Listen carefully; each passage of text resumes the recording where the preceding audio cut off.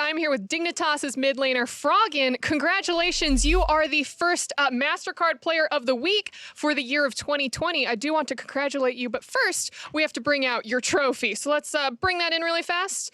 Oh my gosh, wait, that's actually way cuter than I thought it would. Yeah, that looks pretty good.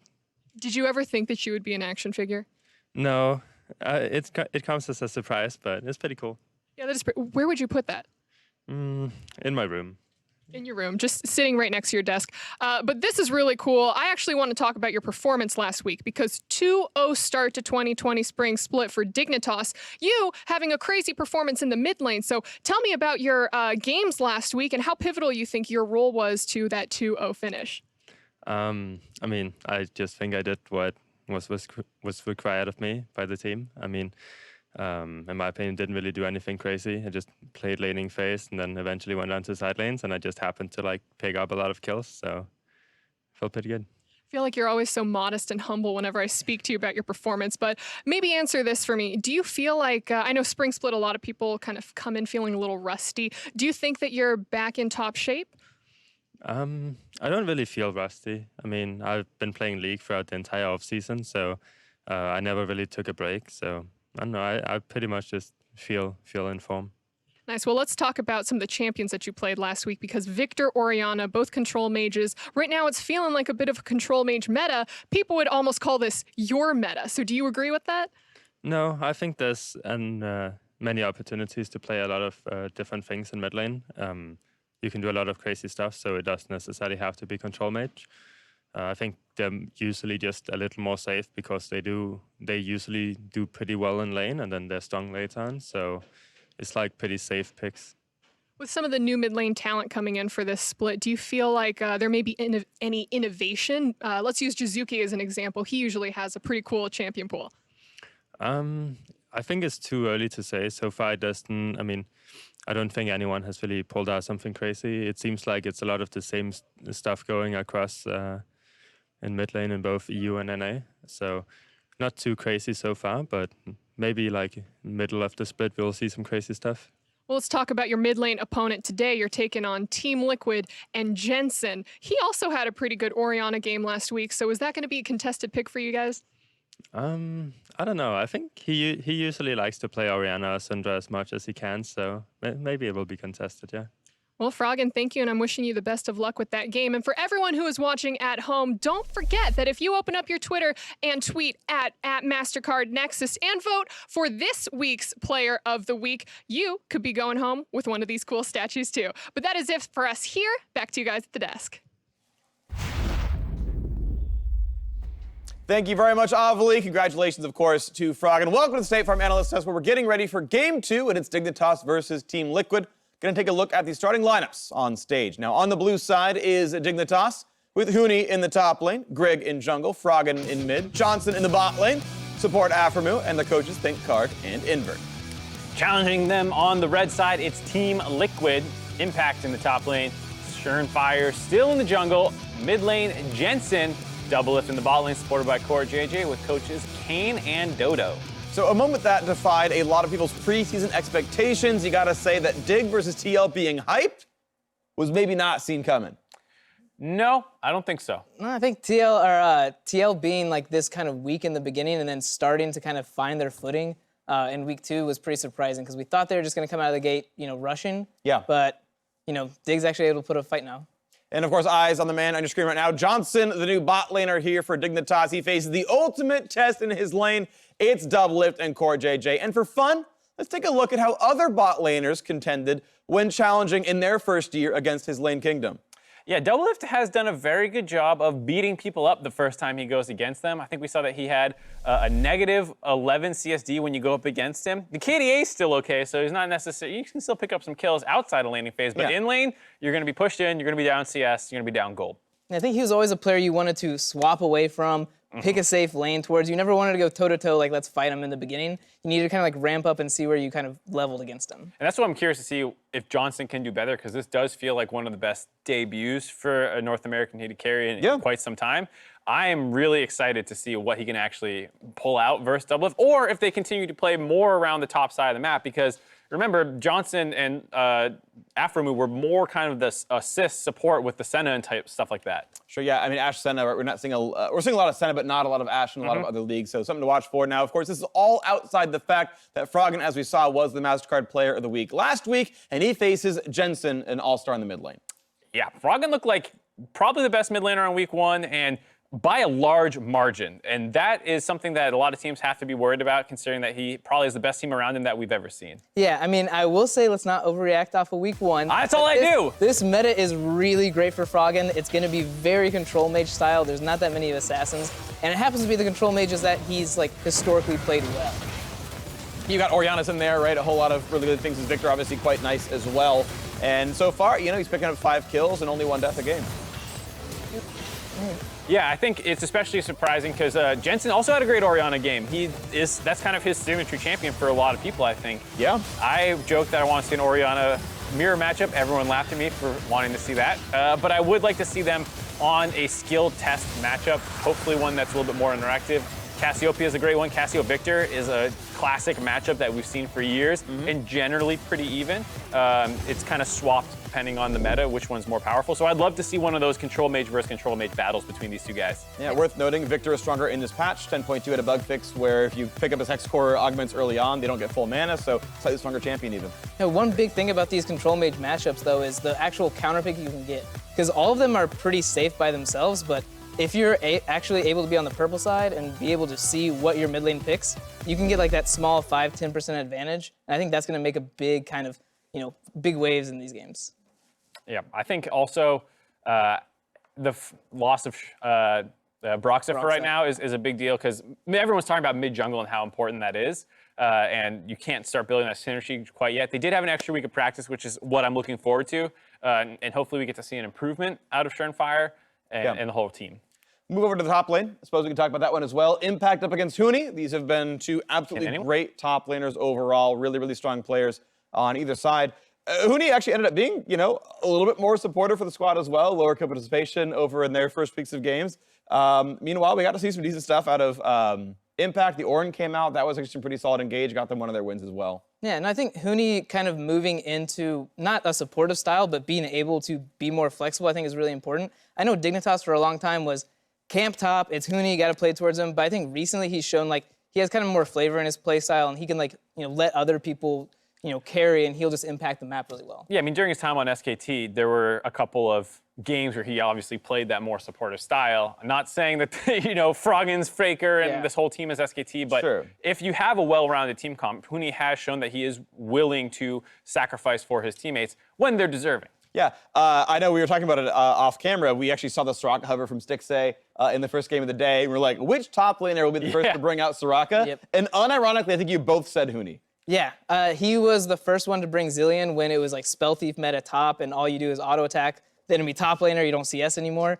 And that was a style I was very sure, like, this guy is never gonna play the no CS style top laner, but he kind of broke that, and I think he's doing that now. All right, well, we'll see what comes on through champ selections. We're ready to go into the game. Casters, take it away. Thank you very much, gentlemen. Here we are, kicking off Dignitas versus Team Liquid. It's a couple of top lane bans here to start things off. Ornn and Rumble banned out. I hope Lucian doesn't get banned. You want to see the Huni Lucian? It's been banned so much, and it is a really good solo lane flex pick here. I was also, well, hopes are dashed. I was watching Huni stream last night. He's so good at it. So, although we lost a fun champion in the bans, we also lost the most unfun champion in League of Legends in Tom Kench. True. So, a little bit of good for evil here in the ban phase. Dignitas also going to ban the set out. We saw it honestly not do a whole lot in the 100 Thieves win just moments ago, but they're not experienced against it. They don't want to deal with it here. That's understandable. Akali, can't have a ban phase without Akali. That one's taken off the table as well. Thresh, the first pick here for Dig. Yeah, and to be fair, if you want to build a composition that's heavily around engage and dive, Set is a good ban.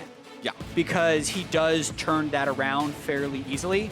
The Thresh first pick is a little bit interesting. This has been a support meta kind of dominated by Braum, Leona, and Nautilus. Thresh is definitely a pick with a lot of skill expression if aphromoo is looking to roam around the map frequently. Well, that Nautilus that you mentioned is going to be picked up in response. So we've got hooks versus hooks. We'll see who's more accurate for landing those. And I think Nautilus is a bit of a soft counter into Thresh. The Thresh hook is a half-second cast time. Nautilus hook is a quarter-second cast time. So anytime Thresh roots himself to hook, you can land the Nautilus hook as a counter. So I think draft-wise, Thresh Aphelios versus Nautilus Senna is definitely a compositional advantage for TL.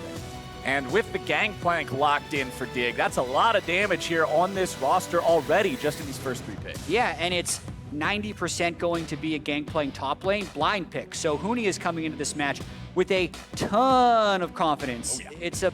It's actually a position when, if you go back in time between the Huni Impact matchups, oftentimes it's Huni trying to carry against Impact and Impact being a brick wall that he's unable to carry through. But Aatrox is a little bit more of an aggressive pick, but still, it's incredibly dangerous to blind Gangplank. And that brick wall point makes perfect sense to why Dignitas' first ban would be Ornn. If Huni wants to play something like Gangplank, scale into this mega damage threat later on, you don't want to deal with a mega meatball in response that's going to be buffing up his teammates' itemization as well. But Aatrox always a fun champion to watch, as Elise and LeBlanc are going to be banned away. It is bottom lanes locked in for both teams. It is top lanes locked in for both teams. Mid-jungle is the name of the game here in the second half of bans. Yeah, it's all anecdotal, but Flowers, I was telling you last game, we keep seeing this. We keep seeing mirrored roles and then bans coming through. So TL should have the advantage for a mid lane counter pick after this one, and I'd expect them to pick their jungle early. The J4 was something that Shernfire showed a preference for, so unless that's banned right here, I think we're going to be seeing Jarvan for Shernfire. Yep, we still got Jarvan, Rek'Sai, Lee Sin all up. Those have been popular throughout global play so far, just being those level 3 power gankers. They have the ability to initiate. They have the ability to be on the map nice and early. Elise and Gragas, 2 more of those, but they are banned out. And Syndra's the ban. They want to keep Jensen off of a comfort pick in that. Orianna still available for either side. So that's kind of Dignitas saying, okay, you can have Orianna or you can have Jarvan with these comfort picks. Yeah. But then threatening to take the other one away. That's basically what it is. I do think that it's still likely to be the Jarvan, but because there is such a level of comfort with Jensen on Orianna and for Froggen, wouldn't be too surprised. And they're just they're doing the switcheroo. They're going Lee Sin. All right.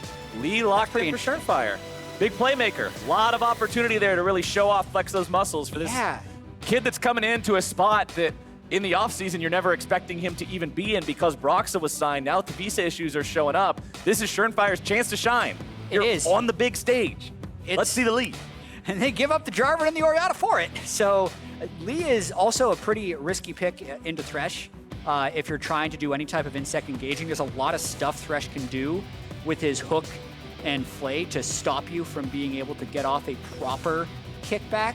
I'm trying to think, the block is banned, Syndra's banned, the Ryze is just kind of the generic play side waves, scale into teamfights pick for Jensen. That's what he goes with. Ryze locked in. That means even more damage. Both these sides, plenty of burst potential here between the teams. Plenty of initiation. You've got Thresh and Jarvan going up against Lee Sin and Nautilus. One of my favorite things to see coming out of a Champ Select is both teams having at least 2 champions who can start the fights off, because it means that they both have that much more decision-making power for when they decide they want to play aggressive League of Legends. It's all about tools, and the 4-time-in-a-row champions Team Liquid, who are playing without their starting jungler, still show the ability to use these tools. If we just think back to last week, they were down pretty substantially to TSM, staring an O2 in the face, and they just started controlling the pace of the game. They have so much experience and so much know-how about how to play lanes. It's why I've been so excited to see this matchup, because Dignitas looked about as good as anyone last week. Yeah, Dignitas was one of the big winners of week 1, and I think the point you made about Team Liquid versus TSM was fantastic, because you either win League of Legends by being explosive and surprising and just making all the right moves, or you win League of Legends by not being stupid. And Team Liquid won last week against TSM by not being stupid. They were at a point where one big mistake costs you Soul, it costs you Baron, it costs you the game, and everything's over.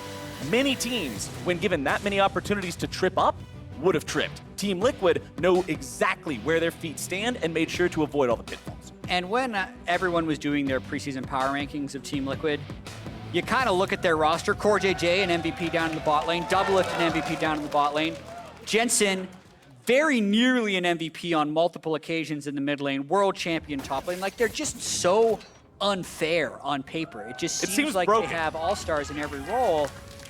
Yet, they are in this point of vulnerability right now, where the offseason happens, a lot of teams did group camps, TL did not, right? Shernfire had about 3 days to play with the team before last week. Now it's going to be closer to 10. And they run into this team who actually has also a lot of star power, depending on which lens you look at it through.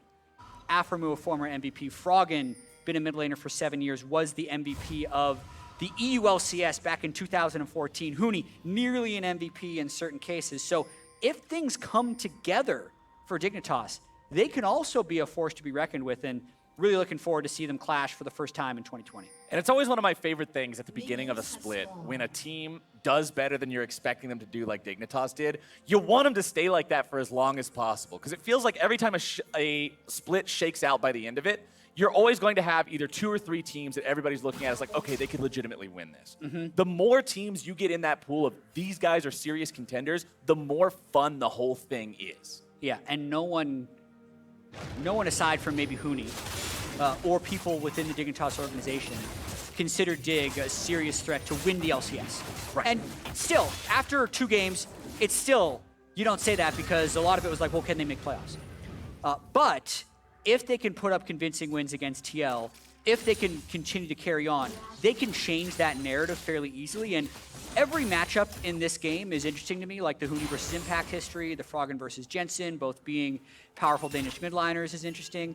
But Johnsun versus Doublelift is the thing that draws my eye in this matchup. Because not only do we have aphromoo versus Doublelift, kind of lane matchup, new partners, we have someone who was one of, if not the best solo queue players on the server last year with about a 65% win rate, 4 accounts in the top 20, and a guy who looked really good in his first 2 games, going up against a guy who's won 6 of his last 7 LCS splits as a dominant bot laner. So if Johnsun could pop off this game, man, that would be exciting for me, just in terms of what the LCS would mean for the rest of the year.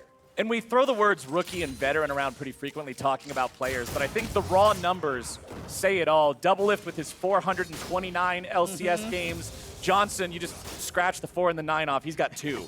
So Absurd, the experience. Not quite comparable between these two, but like you said, it's Johnsun who was popping off last week, had a really good first impression on the LCS, seeing if he can keep it up now. And in the jungle, I already talked about how for Shernfire, this is a really cool opportunity for him. Brox's misfortune is his chance to show what he's got here on the LCS stage. And Grig is another player who, I mean, last year he was on TSM that had a lot of troubles, didn't live up to expectations. There's a constant jungle swapping between him and Acadian. And when you look at this Dignitas roster, Huni, the history behind him, Froggen, the history behind him, aphromoo, the history behind him, all 3 so well known. Johnson's the hot new rookie coming in. Grig's the guy that flies under the radar. Yeah. So this is your chance to pop off if you're him too. Both junglers, they got something to prove, and I love that. Everyone kind of auditioning in their own way. I want to pull us back to the game right now, though, because this type of vertical jungle split is TL's bread and butter. They get their jungler on their side of the map, and they try and make that kind of vertical split down the middle of the lane. So, like, this side, this whole side is TL's territory. And that allows Doublelift and CoreJJ to go to work as much as possible.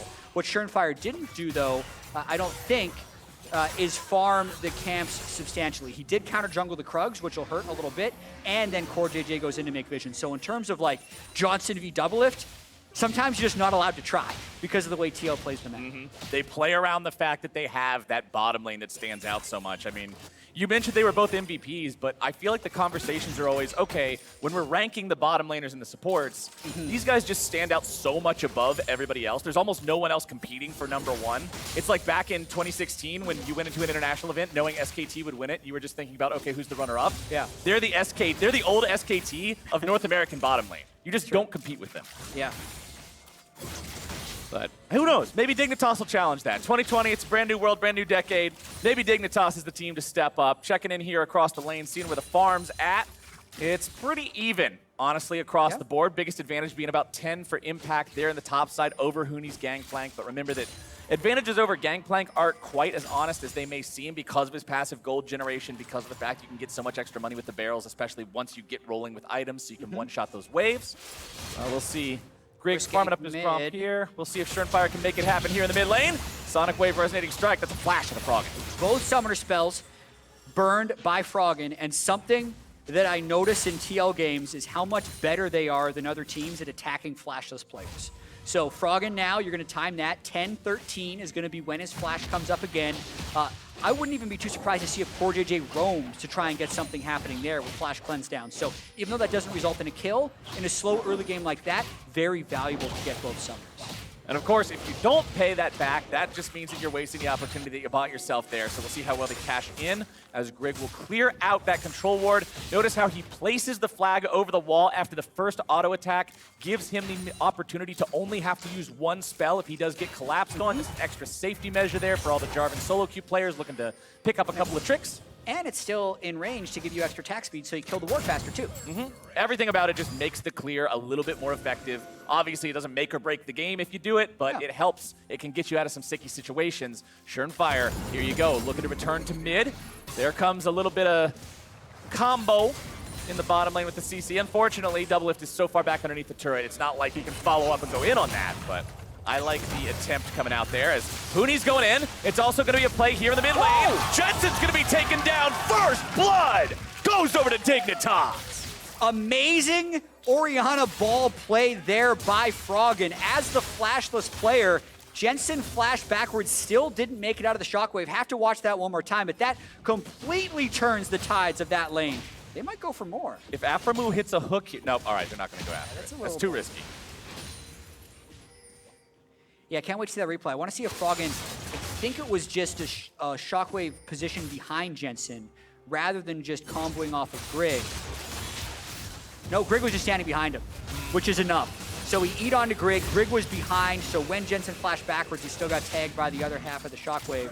Shernfire, didn't really matter that the Q missed. He wasn't going to be killing him anyway. Good play. And that's one of the moves you can make when you know that Team Liquid is one of those teams that's going to look to punish a flashless player. You're saying, all right, Froggen, push up. We're just going to make the gank happen first, and Dignitas pulls it off. Big roam up before the mid lane, getting there first, and now Grig is level 6 against a flashless Ryze. As soon as Froggen's ultimate is back up, they can go for a repeat on that game. Oh, and a very early swap by Dig. So check this out. Drake is still up. This is rare. A lot of times, a team will take an early Drake around 6 minutes and then lane swap to go for Rift Heralds. Huni knows he has a teleport advantage and knows Doublelift has already burned TP. So Dignitas is going straight for Rift Herald at 8 minutes on spawn. This is something the TL can't match. Dignitas onto the objective now. Control ward in the pit just to make sure it's not warded out. aphromoo hanging out on the side of mid lane here just in case somebody moves over. CoreJJ wants to go check this. He knows really something's up. Level 5 here on the Nautilus. Remember, the ultimate is not available. Rift Herald is taken down to 2K. The eyeball gets procced one more time. They do want to smite this one away. Grig's able to secure it. Impact making his way down into the fight. Nice lantern, keeping Grig safe. And that was clean by Dignitas. And Captain Flowers, that's so good for Dignitas. Not only do they get the Rift Herald, Huni didn't even have to burn his teleport, so CoreJJ and Doublelift took 25 seconds walking up towards top lane. Huni's going to have his GP ultimate up in 45 seconds, so he can help protect the wave if TL tries to crash anywhere. That's going to be probably 4 or 5 plates worth of advantage based on that lane swap by Dignitas. And I love seeing teams play proactively like this, especially in the face of one of the best teams, if not the best team in the league. Sometimes you see teams get a little scared. They have cold feet. They don't want to try to make a move they normally would because, oh, if it goes wrong, it'll definitely go wrong against this guy. But Dignitas are playing comfortably. They're playing confidently.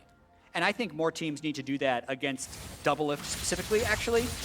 Him and CoreJJ are usually so good in lane, and Team Liquid is so good at just setting up the map to play around bottom side. Say you don't care about bottom side, right? Make Team Liquid adapt on the fly in that sense. Temporarily, Johnsun sacked about 10 CS, but he got it back because Doublelift had to run up towards the rest of the map, and now Dignitas has a 1K gold lead because of mapping. It's another interesting conversation around, like, you know, do you win League of Legends by playing smart or not playing dumb? Do you win League of Legends by playing your style or shutting down your opponent's style and trying to resist that as much as possible? We've seen different approaches. We've seen them both work in the past, but Dig seems to have come into this with a solid game plan. Yeah. They know what they want to do against Team Liquid. It's working so far here. 10-minute mark just now being crested, though. It's a 700 gold lead, 800 gold lead or so for the side of Dig, and we're going to see if they can keep this momentum up moving forward. As you already pointed out, and worth pointing out again because it's 3 minutes further than it was then, Drake is still up. This Yeah. is a late first dragon. I'm getting kind of giddy because Dignitas is doing all the things that I want them to do. Huni took 2 plates off bottom turret. That means Rift Herald Charge will kill from there. Normally, it's really hard to get the 4th and 5th plates on turrets because of the resistance. So they've swapped back, they're dropping, and they will get first turret off this push. Here we go. Barrel's gonna farm up those minions. Impact has already been forced back. You can see he had to use the World Ender already to escape. And there she goes. Shelly makes sure it gets rammed down. First turret gold, Dignitas. And I love it. Look how much slower it is for TL to take these last plates. Because they've been here and the turret bonus, armor MR, has been building up so much, that turret is at 370 armor unless they reset. So on top of all the stuff they're already getting, they can get Drake after this too. Diggs looking to take 2. The turret hasn't gone down. That was not coordinated properly. Grig goes in. He gets too far ahead of himself. He thinks, let's lock this guy down and then make a play after the turret. It's only 11 minutes in. That last 10% of the turret takes a hot minute to kill, and Grig gives over a freebie. They did so much well. They were so close. I'm not going to dwell on the negative there where Okay. Grig decided to use Cataclysm instead of taking Drake. Because you can see they did get a lot of map advantage, and Huni's even able to come up here and salvage top turret, but that is a missed Cloud Drake because of Grig's misplay. Dignitas still enjoying over a 1,000 gold lead. 2 turrets to 0, having taken both of them out there in the bottom side. Huni farming up. He's got the Sheen, makes the barrels that much more effective. Withering all the minions down to 1-hit range, and then bada bing, bada boom.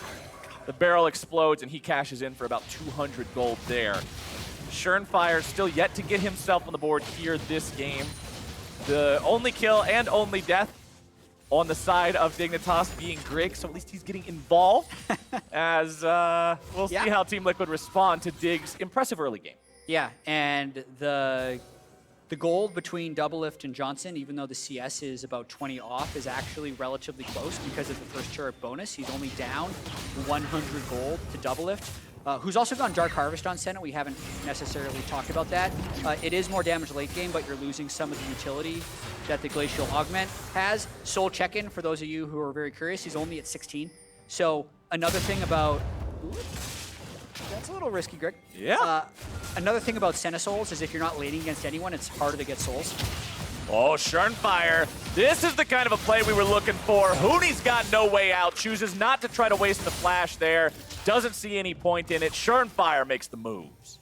And this is where I want to see more proactivity out of Dignitas. That was a good play by Shernfire, but they burned a lot top lane, and that's either mid-turret plates or Cloud Drake that can be going over to Dig, as Huni will be able to respawn with the ultimate up. Aphromoo with that hook down means he can get aggressed on. No hook there for Aphromoo. 1 plate taken. Top side, that turret is going to fall. Of course, there are still 30 seconds left before the plates go away, so Jensen gets some extra money on that one.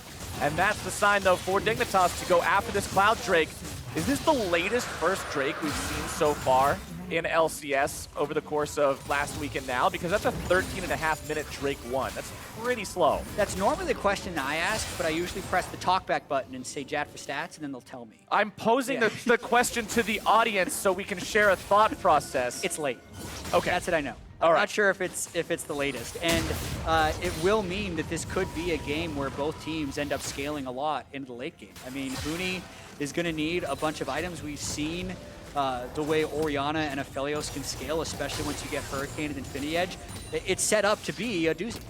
Well, I was just told by stats in my ear that, yes, this is the latest one. Nice. Because, see, they're part of the audience, intuition. so they were listening. Yeah, I see. Yeah. Okay. They're there with us. We're all here in spirit watching the game. As you can see, the turret plates, it's coming up 6 for Dig, 5 for TL. So even though Dig did have that advantage early on with the Rift Herald shoving down the bottom side, it all comes out pretty close here. And 14.5 minutes into the game, it's 500 gold separating Dig and TL. TL doing a good job making up for that lead that Dig was building. For sure. And everything we observe about Team Liquid in the early season is going to have to be taken with a grain of salt because they are still playing with Shernfire and not Broxa, and junglers are incredibly important in the way a competitive team works. With that being said, even just last week against TSM, you could tell that the way TL plays the map is still amongst the elite. They're incredibly good at keeping CS high on side lanes while minimizing deaths. So with this game approaching 15 minutes even, let's see if Dig can keep up. because TSM was unable to keep up. They had the large lead, they couldn't secure Dragon Soul, and it went from there. Now, TL has set up good vision around the Rift Herald, and Dig is a little bit slow in trying to get involved. Look at how little they see. You've got Impact waiting over the wall there. Dig does know that he's right around the area, but Team Liquid will manage to secure Shelly number 2 for themselves. Dig have priority over the mid lane. They have a Demolish ticking down on that turret, so they should be able to take this one out before TL's in position to respond. So at least it's objective for objective. So now the question becomes, what does the value of that Rift Herald mean for TL? Can they get a good use? I could make an argument that right now, that trade is in favor of Dignitas because the expected value of a 60-minute Rift Herald is breaking mid. If your mid gets broken while taking it, what are you doing? You just traded the expected value for an actual outcome, which isn't always the best. Yeah, but the Rift Herald can still get 2 turrets in the right situation. So we'll have to see what the play of Shernfire's Rift Herald is from there. Another thing, actually, just like a nitpicky thing. All right, little tiny thing. What do you got? I don't like it when Lee Sins pick up Herald, because you don't get the ward for your trinket slot. To hop to, To hop to. So you're unable to do insects. I do like it if you had just used all of your trinkets anyway, because the Rift Herald actually resets the cooldown of your trinkets. So you should use it, pick up Rift Herald, use Rift Herald, and then your wards are back. So that's nice, but for now, don't like it. Ooh, Doublelift getting caught out there. Flash follow from aphromoo. Oh, baby, that's the setup. That was sweet. That was real slick between Johnsun and aphromoo. They root him with the Gravitum. They follow it up with aphromoo and Doublelift. He said, I don't care if you got 429 games, get in the ground. First death of the game for Doublelift, and unfortunately the kill doesn't go to Johnsun. They really would have wanted him to be able to get that item edge, but let's just watch this once again. Has the Gravitum, lands the ult, that's a guaranteed root. Oh. aphromoo has flash too, bro. So if you're gonna flash away while rooted, support's so easy, bro. he's gonna get you. Now with Doublelift in the death chamber, they're trying to make a play top. Doublelift does have TP though if he wants to match. Grig and the rest of Dignitas pushing onto this tier 1, the last one standing on the side of TL. But Dig will not overcommit to that one here just yet. Summoner spells, they're ready to go. Dignitas not gonna find any sort of a hit there from the combo from Grig, instead just gonna back away here. Drake will be live in 40 seconds. It is an Ocean Drake. With Cloud already having been taken, that means we're gonna get either a second Mountain Soul for the day or we'll get the Infernal Soul.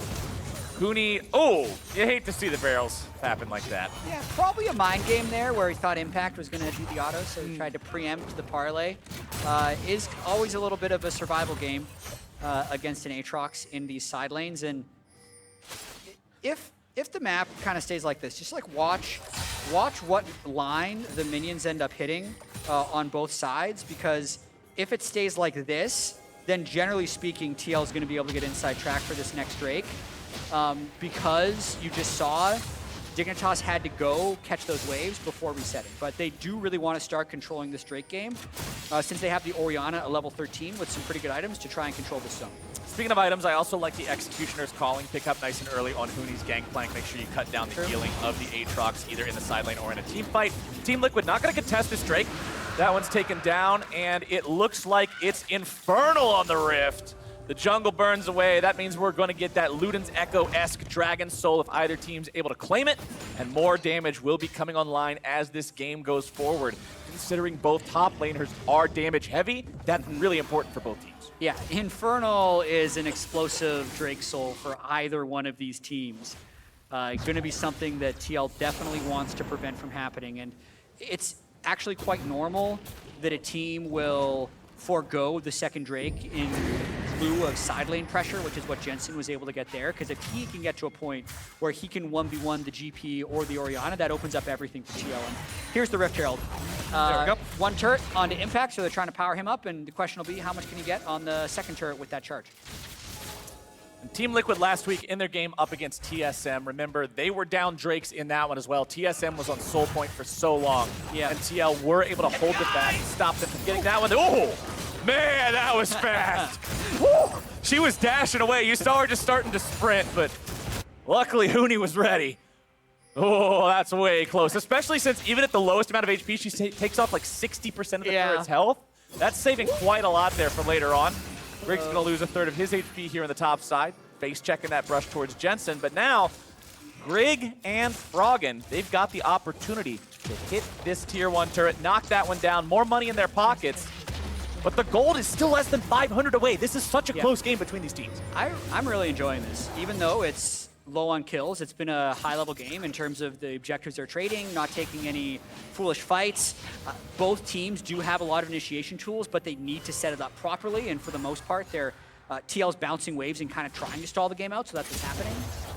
So even though the plates were pretty much even between the teams, and TL is down 2 turrets, they're farming better. Even up against the Gangplank gold advantage, you've got Impact with more CS. If you look at the mid lane, Jensen's got some more CS. Doublelift's got more in the bottom side. Even in the roles that it doesn't mean as much with jungle and support, they've got more. And that's why the gold is so close despite the turret advantage for Dignitas. TL is one of those teams that when you look at them against other LCS squads, a lot of times they will just passively win because they farm better.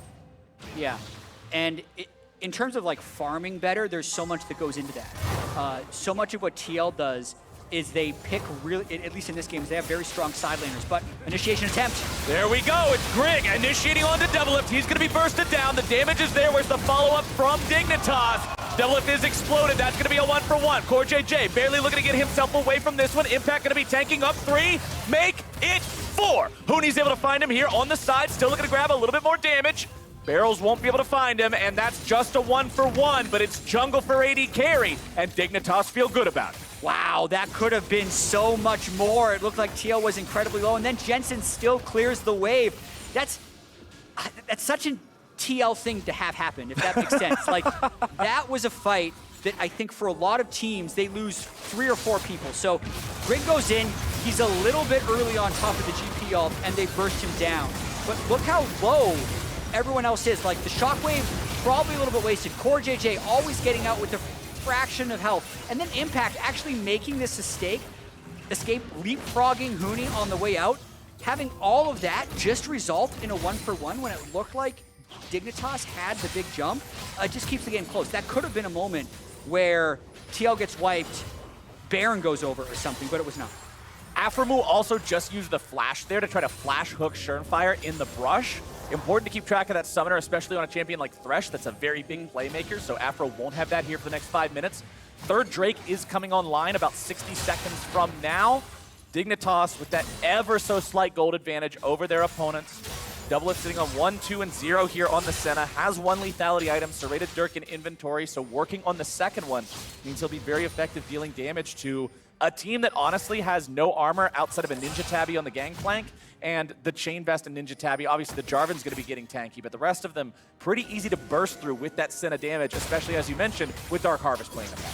And he's going to have his 40th soul off of that red buff, so his range increase is now at 50 beyond his max range that he starts the game with.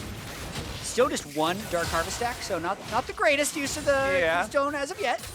But third Drake is a big form of contention right now. You can see the side waves consistently pushed, but mid priority has been for Dignitas the whole game.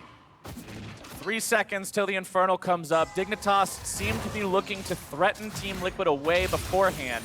You can see Jensen is off in the bottom side of the TL jungle. He can Realm Warp into the fight if need be. Level 13 on that Ryze. Very scary. Level 15, excuse me. Read the number wrong. Yeah. If we see a fight, pay attention to CoreJJ's Stone Plate. He's incredibly tanky right now, so he might look... Oh, Shernfire down to 25% HP. You don't want to be sending your jungler into the pit like that. Grig and Huni putting in the work on the Infernal Drake. That one's going to be secured, and Dignitas are on Drake Point. This is where Liquid were last week as well. TL with control over the mid lane. They have priority, looking to push up into that tier 1, but the Gangplank ulti comes down. Infernal Chains only find their way onto Aphromoo. Not really the guy you want to initiate on here, but the GP ult is enough to save the tier 1 turret, give Dig the opportunity to get in position, and man, Shernfire can just not stop getting chunked out here. It's a hard world out there for a guy in his third rough, LCS man. game, which is where Shernfire and Johnsun actually are both positioned. And yes, Flowers, we have been here before. It's soul point for Dignitas with even gold in the game. So the power of these 3 Drakes is actually really small compared to what these 3 Drake symbols would have meant last season. The Infernal Drake is 4%. Whereas last season, the first Infernal was 10%. It's a lot. It's a big difference. So it's not like Dignitas is super powered up here. They need to have the same type of play for the next moment that Infernal comes up for in 4 minutes, where they will have to deal with the Stone Plate. You know, Shernfire is going to do his damnedest to not get chunked out by Froggen Shockwave. That's the thing to clinch this. But Dignitas is going to have to run that play successfully again to actually get the payoff. But if you do get that 4th Drake on the side of Dig, all of a sudden those 4 Drakes become worth so much more than they were last year because of those Infernal procs, because of the fact that you get that much more front-loaded damage to blow up the Team Liquid lineup that, let's be honest, aside from Stoneplate Nautilus, there's not really a tank. GP ulti summoned up there. Dig looking to chase down Doublelift and CoreJJ. Jensen and Impact will join up. Huni's over the wall, looking if there's an opportunity to go in here. Team Liquid will bring in the cavalry, and the fight's going to break out. Turret placed down. CoreJJ walking himself away. Redemption also going to be used now. This is awkward. Grig locked up. Impact's off to the side. The fight's breaking off in 2 different places at once. CoreJJ looking to find the initiation. Gargoyle Stoneplate is used. Shernfire into the stasis. CoreJJ taken very low. Shern going to be kept alive. aphromoo the first to die. CoreJJ going to follow him thereafter. It is 1 for 1. Supports are out. And the Shockwave finds nothing but air. Team Liquid, their jungler is very low, but they've gone even on the fight. Oh, what a fight that was. Doublelift walking out of it alive as he kind of meandered into the enemy jungle to try and retreat. And what does keep happening at the end of these fights is Jensen will be there to push his side lane. Level 16 Ryze now, 3 full items, 300 CS at 27 minutes. That's going to be the carry for this TL team if they end up winning.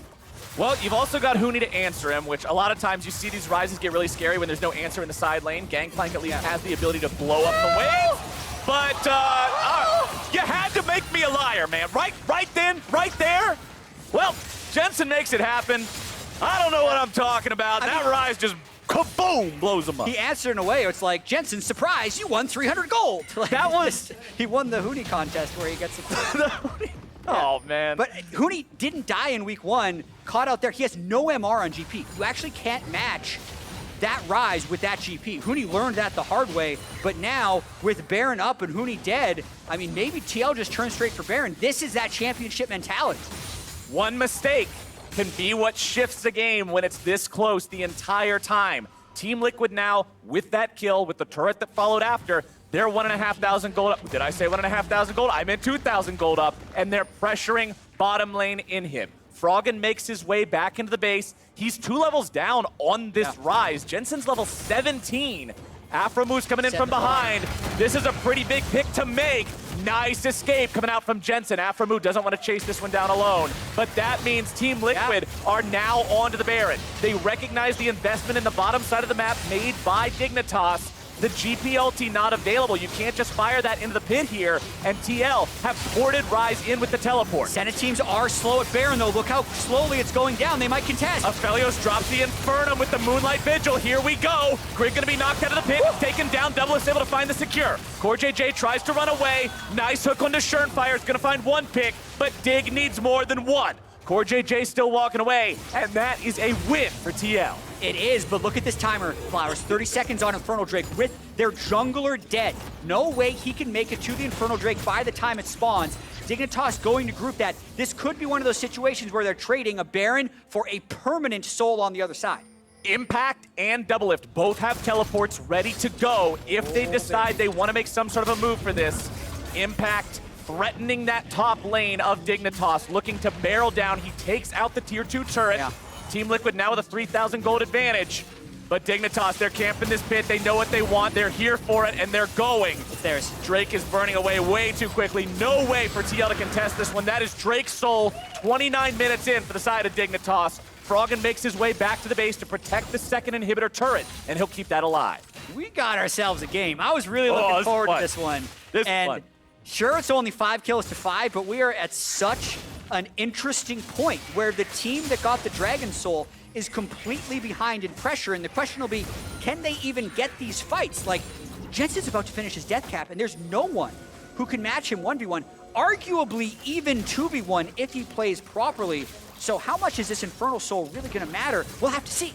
And it also brings up the question, if Team Liquid can continue building a lead over the course of the next 5 minutes, and Elder spawns, and Dig don't feel like they can fight for that, well, now you're in a really bad spot because you're potentially giving away that incredibly powerful buff to the side of TL. Baron power play, still only pretty much the value of the Baron itself. 1 minute left to play with. Jensen's going to be split pushing. We've seen the Ryze be the win condition. Already level 18. Cannot level up any higher. Look at the items in the inventory. Working on the hat now. Already has Leandries and Ryze. The slows, it means he's never getting off you if you're alone with him in the 1v1. And for now, Dignitas is just trying to wait out the extra 50 seconds that this Baron power play has against Team Liquid. I do want to point out the Bloodthirster on the way for Johnsun. Very surprised we're not seeing a Hurricane. Has some absolutely absurd synergies with the way Aphelios' kit works, but going with the defensive option in Bloodthirster, definitely kind of slowing down what he's going to do. And Dignitas is just completely on the defensive here for another 30 seconds. Bloodthirster will, the shield from Bloodthirster will have you survive about half of an extra Ryze Q. So. Yeah, right? It can maybe help with poke from a Senna or something who once the RFC is completed, which it is now, like an auto Q from an RFC Senna is about half your health, so I can kind of see it. 65 stacks of Senna souls, 1 stack of Dark Harvest for Doublelift. The Dark Harvest not really paying dividends here so far in this game as Grig tries to go in. Can they find the initiation they're looking for? Doublelift's going to get himself away. CoreJJ now the target. Realm Warp's coming in, and that means you got to be careful. Grig is left for dead, flashing over the wall to stay alive. Nice sidestep away from the overload from Jensen. Dignitas disengage, and TL play that one well. Yeah, CoreJJ, even though he was flashless, does have a stone plate, so he's incredibly hard to kill. I think it would have been better for Grig to ult Doublelift and just go flash for the next time, but understand why he tried to ult the flashless player. Now TL continues to push. Tier 2 turret falls as the Baron buff dissipates. Team Liquid now still sitting on that 3,000 gold advantage. It is 2.5 minutes until Baron. It is 3 minutes until Elder Drake. And Team Liquid seem to be feeling very comfortable with where they're at in this game. The extra burst damage from that Infernal Soul, as you already mentioned, not enough to blow up CoreJJ through the stone plate.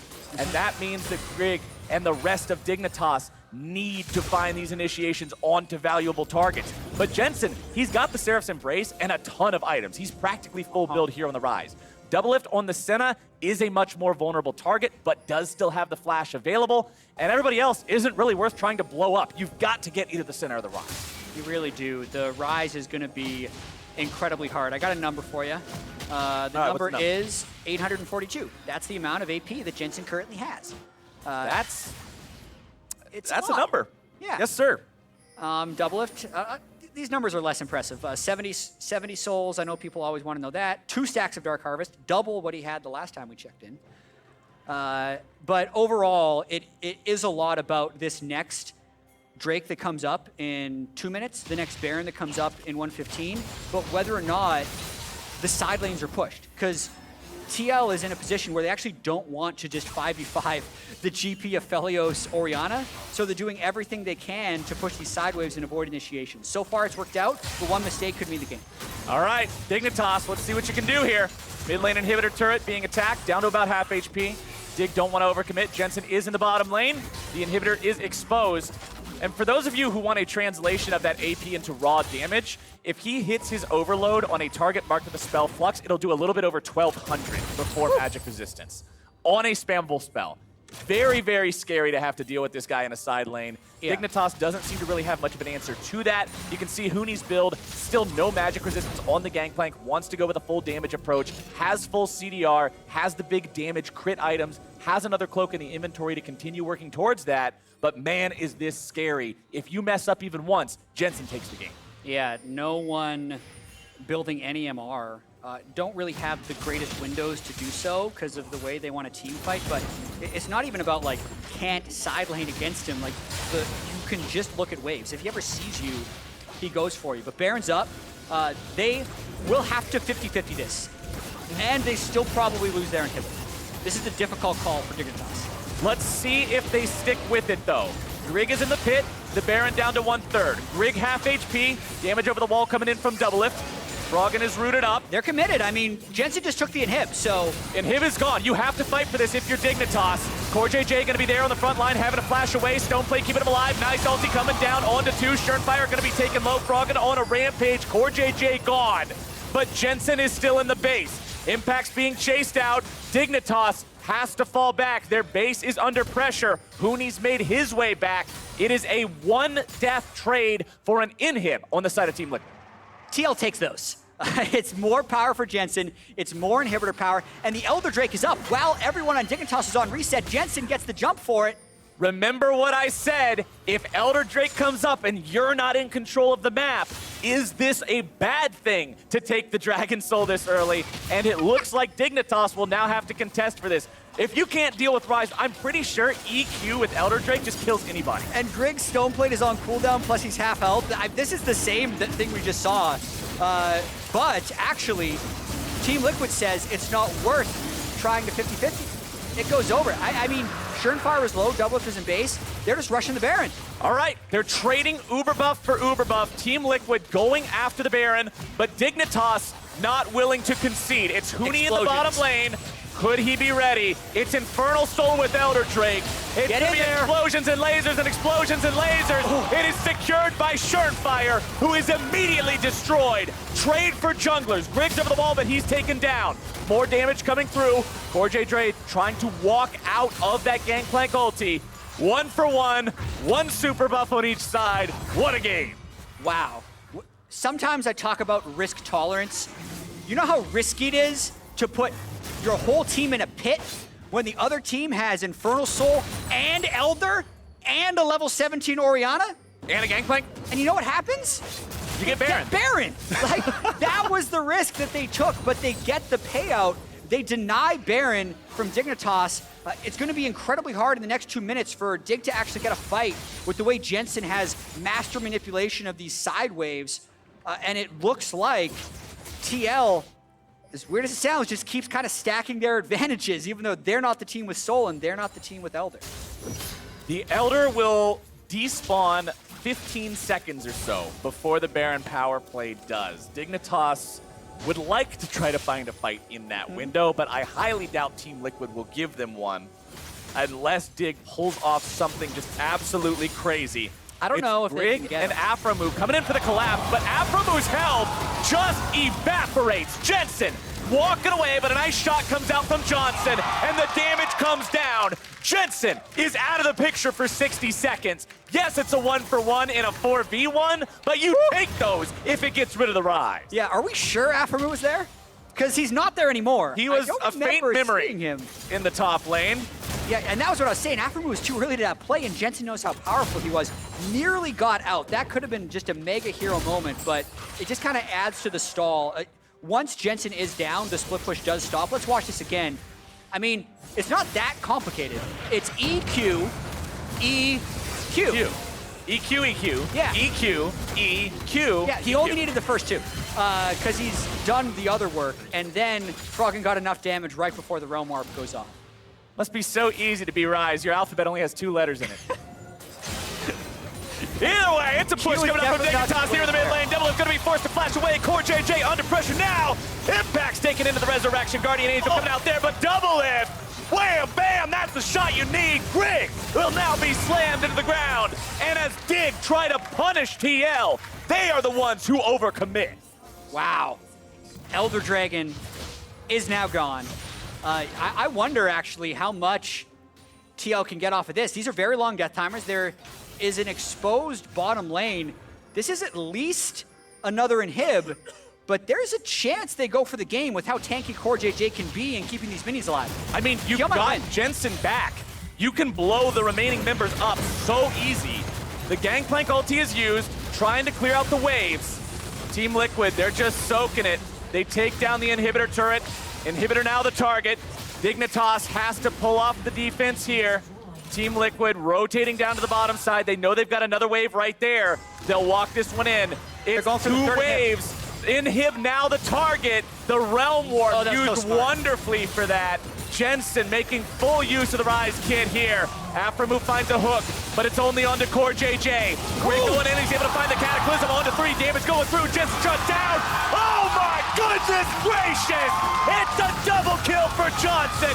It's a team fight for Dig. Doublelift's looking to make some kind of a fight, but Grig will keep him busy. Stasis coming out, and D-Lift is the one man standing on the side of Team Liquid. From one side to the other, now we're wondering if Dig can end, because Huni has been escorting that wave in the mid lane and everyone on Dignitas is still alive. If he can keep those minions there and they can stop this Doublelift recall, Protect the VIP minions, the name of the game for Dignitas. Aphromoo's looking for him. If he can stop this recall, I think the game is over. Aphromoo has to stop it. He doesn't get there in time. Doublelift makes his way back to the base, and how far will Dig go? It's 7 seconds on CoreJJ. It is 8 on Shernfire. The Dig push continues. The game ends here, one way or the other. Nexus turret's under fire. CoreJJ and Doublelift looking to stop him. Damage coming through. Dignitas members, they've targeted the Nexus. They'll take it down. Team Liquid falls to Dignitas. And Dignitas stays undefeated to start the year. Flowers, that was a back and forth battle. Dragon Soul, Elder Dragon, you were never sure if it was gonna be enough. Ultimately, it was. What a slugfest. It looked like Team Liquid were the ones getting the punish on Dignitas for trying to push the base too hard. But TL says, no, we can win the game right here. They go for the final inhibitor push, and as they're going to take that third inhib, Dig is swift, they make the strike, and that's exactly what I was talking about when I said I want to see these teams play confidently against Liquid. That was the Chad play right there. It was time to put up or shut up, and Dig put up. I mean, you could see TL was going for the jugular there when they realm warped in to try and get that third inhibitor. If you get the third inhibitor, right, with the split push that they had, the game was going to end one way or the other. It really did come down to that defining moment. And 41 minutes of Dignitas trying to get that big all-in team fight, and that last one was finally Cataclysm into Infernum Aphelios ult with a shockwave. With Infernal Drake Soul. Yeah. It was just pop. You saw Jensen was the first one to explode in the fight, and that is so critical because we saw what he can do if he's left alive for any amount of time. It's exactly what Dig needed, and damn if you are not elated as a Dignitas fan seeing that one, seeing them take down TL. As you already said, though, at the beginning of the game, taken with a grain of salt, Brox is not here. Right. But a win against TL is still a win against TL, and that bodes very well moving forward. Yeah, just going through the season, this is still an incredibly new roster. So yes, it's a win against TL. They only have to play them one more time throughout the year. That one will probably be with Broxa, but it's still a great sign. You're halfway done if you're Dignitas, but let's go ahead and send things down to Riv. He's ready with an interview with the Dignitas jungler. Thank you very much, gentlemen. I am joined by Dig Grig as they dig down deep and take down Team Liquid today. An undefeated spring record, but just go over the end of that game or even the whole game quickly. What were the communications like? It seemed super intense. Yeah, I mean, it was pretty hard to deal with the Ryze at the end of the game, so he was just constantly splitting, so we realized we had to like push him out so he couldn't end the game and then just look for a team fight. Honestly, they ended up just making a mistake at the end of the game and taking a front on 5v5 with us, so we were able to win it and end up getting the win there, yeah. God, it sounds so much easier when you say it, Greg. Looking at how you're doing, we know last year and for a bit you've been plagued with the wrist issues, but it seems like you're feeling great. Can you talk to us a bit about that? Yeah, no, I'm feeling a lot better now. You know, it's happened to other pros as well, so, you know, players like Mickey X, FLICKR, and they've all managed to come back, so that was pretty encouraging for me. So, yeah, my wrist is fine now, so it's good, yeah. It's great to see you're getting back into form. Grig, you've been on many teams back from TSM, Echo, Fox, and it keeps going back before that. Do you notice any differences here with Dignitas? Obviously, you guys are undefeated, and that always feels good. It's hard to find the errors in wins, but what's different about this team that you think's making it click? I think Huni is definitely a very interesting player to play with. He's super commanding and puts the team together. So I think that's a player I haven't worked with someone like that before, so that's one difference. But I mean, you know, the teams I've been on have also been fun before, so this one's really fun as well, and yeah, it's going well. Grig, thanks for taking the time. Congratulations on the undefeated record for spring, and we're going to throw it to the State Farm analyst desk to break that one down. Thank you very much, Rislin Bislin. Welcome to the State from Analyst Desk. This was a hype game. Yeah. Shout outs to Mark Z, who called that team Just like I thought it would happen. will lose, and Dignitas. Woo, woo. Oh, that's right. They're an owl now. Yeah, they're an owl. Who could have predicted this? I did, but not like this. This was a very strange game. Lots knew it of was back gonna and be like forth. this. Dragon Soul. Other team gets double Baron. Yeah. Last second kill to be able to finish the game. It was really insane. Yeah, it was a little fast. And when I mean fast, I mean it was not fast at all, and that was an extremely slow game. Sure. That was a really big buildup of all the Drakes that I think the first Drake was something like 13 minutes. Yeah, 14 minutes? 14 and change. Yeah, so it was definitely like a really slow Drake game. I do appreciate a lot of the macro. I think Dig has some really strong swaps in there. And I don't know, the bot lane matchup that we were talking about wasn't as volatile as I thought. I know Dig first picked that Thresh, so they had a strong matchup. But eventually we got into this like swapping position where Dig is just constantly swapping away from Doublelift over and over again. Yeah, Doublelift had I think around a 10 CS lead. 11 CS lead, but it was like only like a 33 gold lead. Right, it was keeping in line with what we had seen, at least about the CSD, about debuts against Doublelift. But the fact that they were able to offset that, like you're saying with the swapping, was really good to see. As well as, while they were doing that, they were still getting all the dragons so that they could get the early soul because they only needed 2 more, and they continued to control. It had a really good job getting mid-priority before going for those dragons. Yeah, and this was a really interesting game, I thought, because the swap at 8 minutes is not crazy nowadays. No, 8-minute swap common. is pretty standard, but usually during this time, we see a dragon dead. So the swap, like, well, you know, they can't take a dragon when you swap. Anyways, once we saw the swap, I think 3 pretty strong reasons. 1, Dig is swapping away from Doublelift, who's known to be a lane player. Pretty good idea. Yeah. Second one, they're playing against Gangplank. He has a pretty disruptive ultimate. When you try to swap, he can give you so much tempo by just deleting all the minions, keeping your turret alive. And then third, they're playing against Senna, and I did not realize how painfully slow Senna is at taking these objectives. There's that clip we just had where Nautilus and Senna are just whacking the turret, trying to take it down, and they can't. And you see Dig on the bot side took 2 turrets before they could take 1. Yep, so the early game, it ended up still fairly close overall. Gold was pretty neck and neck despite the dragon difference and those swap differences, but we had some big fights here. Jensen splitting bot while TL sets up for Baron. You mentioned Senna killing objective slow, also kills objective slow up in this side of the map. Finds the side lane. Ryze in the side lane. What do you know? NA's dealing it. Yeah, well, we're in NA. But what's really important here is when Dig contests, look how long they spend on CoreJJ. Both Huni and Johnsun, instead of following up on where Johnsun landed his ult, Doublelift and Jensen get super low, but they get caught up on CoreJJ. Good job by CoreJJ presenting himself as a target. Dig deserves a little bit of criticism for focusing on hitting him so hard. They could have kind of just tried to run past him and get the actual carries who were low, and Baron was low, and so it would have created a tough situation for TL to peel off at 800, 400 health or to finish the Baron. But, I mean, good job for TL staying focused. Good job for CoreJJ distracting. Yeah, a couple of I think interesting points there is the first time we saw Jensen split in the bot lane, didn't have TP up to join the squad, and so when he got the inhibitor at the first time and no one really contested him, there's actually no threat on Baron, right? It's just the Senna Aatrox only happens. The second time he has TP, that's when they actually send the Thresh and the Orianna down. TP's topside, now it's 5v3 on Baron. They get the Baron that time around, right? And so you have to make sure you're actually tracking, because Ryze is the objective killer. Like that has to be part of the squad, which means he has to burn that 6-minute cooldown in order to make those come through. Very fortunate for Dignitas that they managed to pick off Grig both times to set up their other objective takes. That kill right there from that replay is why they got the Dragon Soul. The second one's how they got Elder Dragon. We do have one final replay of the last fight of the game, which was a doozy. Yeah, I mean, this is the point in time where you think it's all over, but a huge purple ultimate Purple R. from Johnsun sets up a monster wombo with Grig, as well as Huni landing a barrel, blowing up the front line. Yeah, everyone just blown up right at the beginning, so there's only a couple people left alive. Doublelift does his best to try and turn this one, but there's just not enough support from the rest of the team. Yeah, at this point, like, Johnsun is just way too strong, and this is actually his purple R initiation actually caught out Doublelift in the mid lane. I think it initiated like 2 other fights, so yeah. I'm gonna keep calling it purple R because that's just the way I know it, but I'm telling you, that's a good skill to follow. Gravitum. Yeah. That is the skill to be using to catch people. It's just like the Varus, but longer range, and it feels better. Yeah, really good skill. I mean, as you mentioned, it picked up Doublelift earlier in the game, which set up some of the other parts of this one. Definitely close one, though. We were kind of taking a lot of time going back and forth, looking at each of these plays.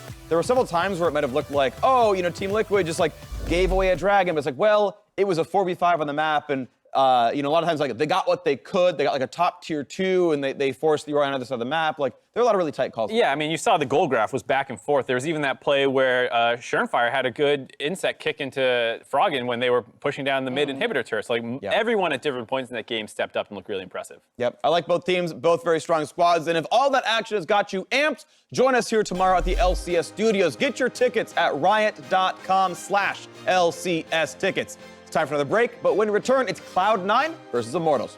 See you there.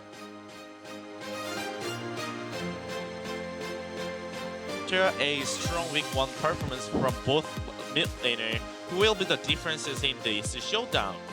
Wait, not a strong performance from the jungler? The Wait, you were playing last week? There is. Huni's going in. It's also going to be a play here in the mid lane. Jensen's going to be taken down. First blood! So that's nice, but for now, don't like it. Ooh, Doublelift getting caught out there. Flash follow from aphromoo. Oh, baby! Ryzes get really scary when there's no answer in the side lane. Gangplank at least has the ability to blow up the wave. But you had to make me a liar, man. looking. I'm on Ryze right now. Walking, I'm walking. Yeah, go. Right there, boys, right there. Let's go. Keep moving. Let's go. Let's going, fucking keep go. Send it in the flash, send it in the flash.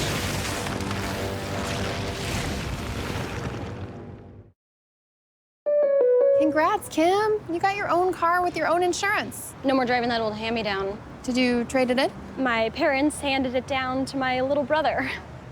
You ready? Yeah. Surprise! No. Not beige Betty. You guys can't do this to me. Seriously? That car is like a rite of passage. How do you expect me to drive this? Just turn the key and yeah, it's just Some of this? it's automatic, dual cup holders. Go with the one that's here to help life go right. State Farm.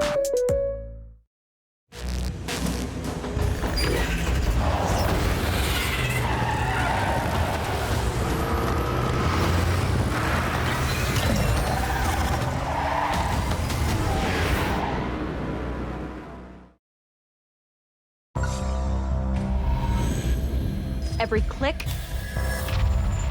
Every frame. Every press. every sound. They're playing aggressive. I'll take mid. Every advantage. When the difference Between winning and losing, is measured in milliseconds. everything. Everything. Everything counts. The Alienware Legendary Battle Station.